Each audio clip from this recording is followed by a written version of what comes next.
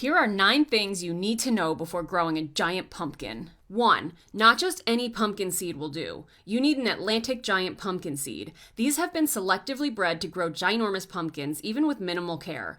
You can buy them from some seed suppliers, but I recommend going a step further. Join a local giant pumpkin club or get seeds from an experienced grower who knows the seed's exact pedigree. 2. You need a lot of space. Giant pumpkin vines can grow a foot a day, and a mature plant can easily cover over 1,000 square feet. At a minimum, plan for at least 150 square feet, about 10 feet by 15 feet. This is not something you can just tuck into a raised bed. 3. You need good soil. You can't just grow your giant pumpkin over grass and hope for the best. Start by doing a soil test in the spring. Fix any nutrient deficiencies and get the balance right before planting. These pumpkins are heavy feeders, and if your soil isn't dialed in, your pumpkin will never reach its potential.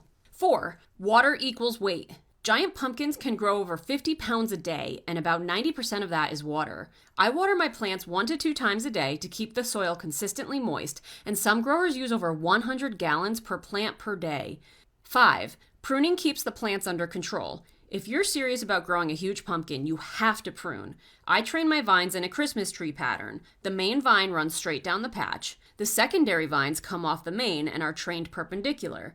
The tertiary vines that grow off the secondaries get pruned off because they tend to steal energy from the fruit.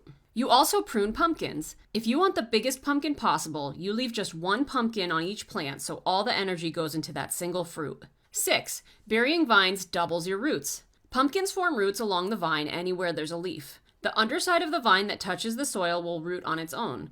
If you bury the vines with soil, the plant will form additional roots on top that curl down into the ground.